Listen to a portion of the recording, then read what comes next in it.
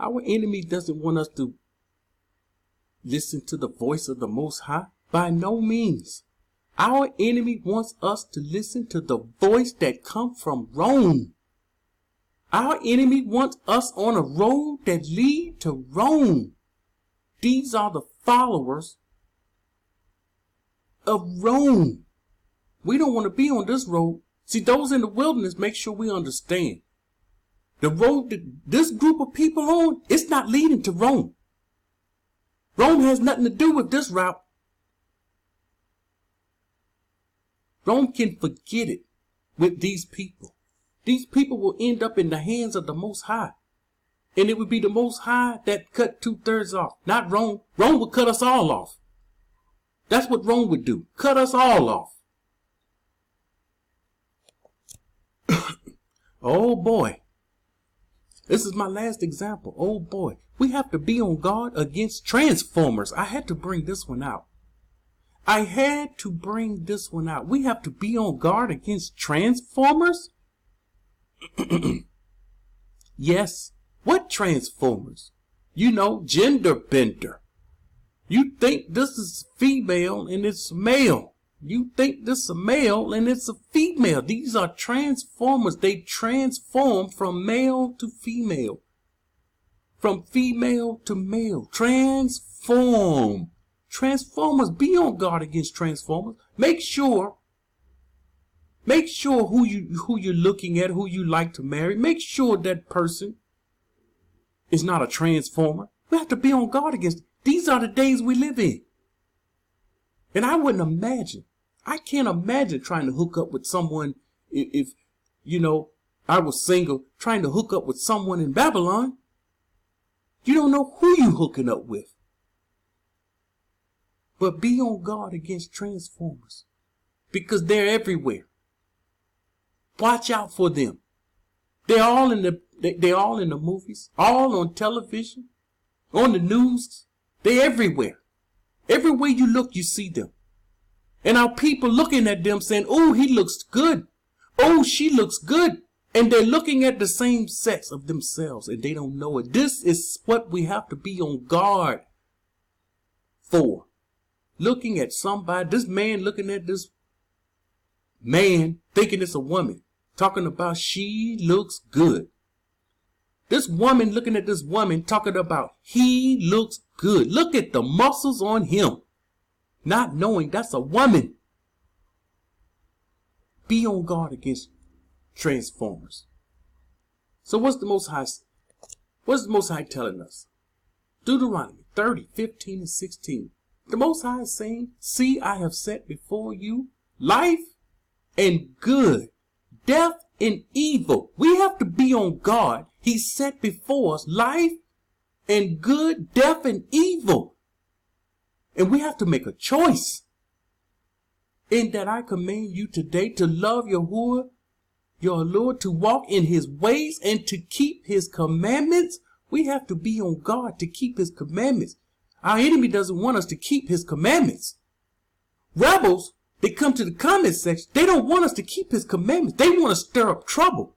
They just want to try to discredit me so the people can think, oh, he's off. He's wrong.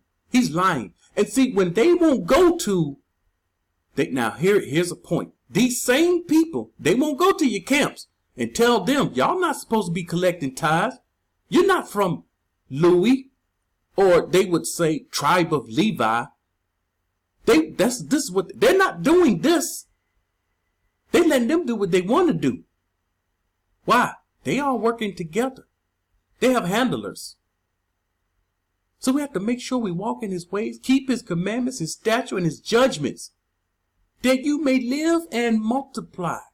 And Yahuwah, your Lord, will barak you in the land which you go to possess.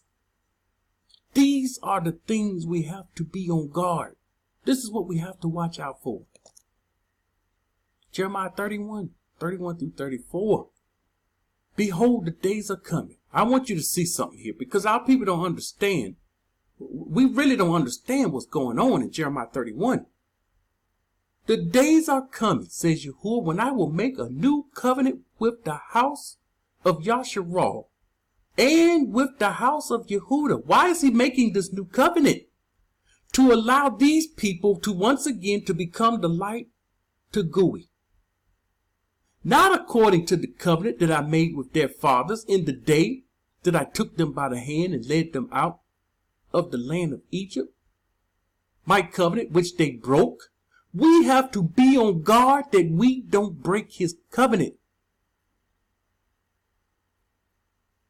Though I was a husband to them, says Yahuwah, but this is the covenant I will make with the house of Yasharal. After those days, says Yahuwah, I will put my Torah in their minds. Make sure, be on guard. Make sure Torah is on your mind. I will put my Torah in their minds and write them on their hearts. The Most High will write his Torah on his people's heart. He says, I will be their mighty one, and they shall be my people. Verse 34. This is the part our people are not on guard. They don't understand this. So they want to fight.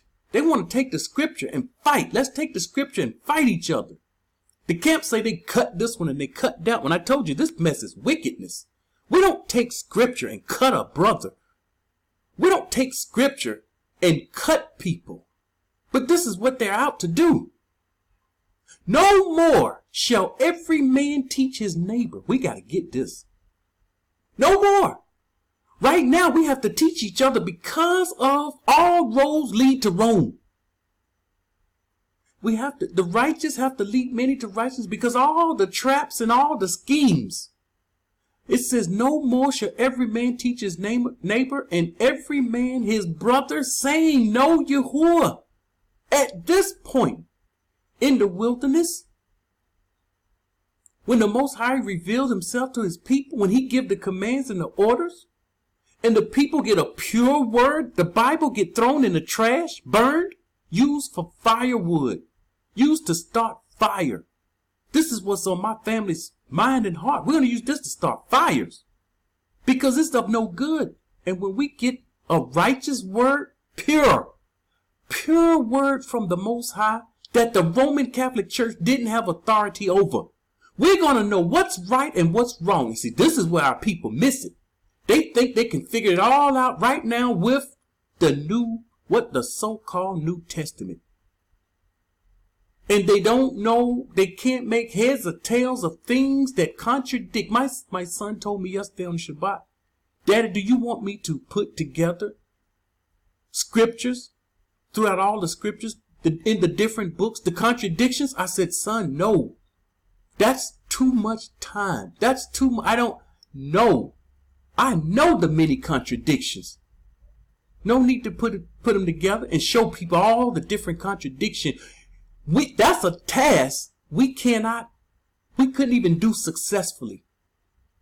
We can get many scriptures, but we couldn't get all of them. There would be too many to list with all the different contradictions. And we have Christian pastors and camps saying the Bible is, doesn't contradict itself. It's the pure word. We need this. This is his word. It's the pure word. It's not corrupted. They're going to tell us it's not corrupted, but yet we can't find his name in it anywhere. So why are we fighting over the word when verse 34 says, every man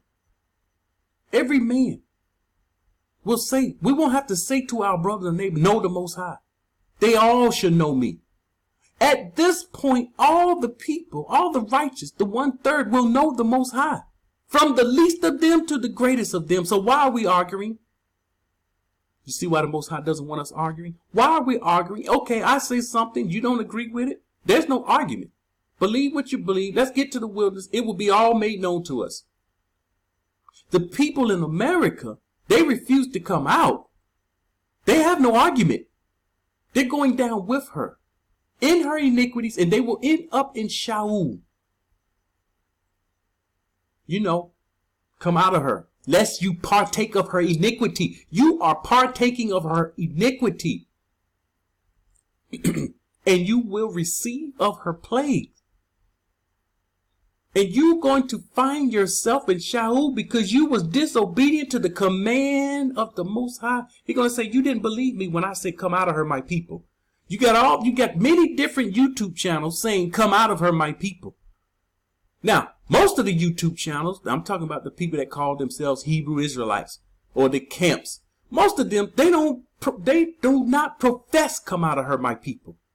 I'm talking about small channels like this one, independent people that read that and say, yes, it do say that. And they agree with it. Yeah, he said, come out of her, my people. And then we don't make up excuses. Oh, he talking spiritual. Noah didn't come out spiritual. Lot didn't come out spiritual.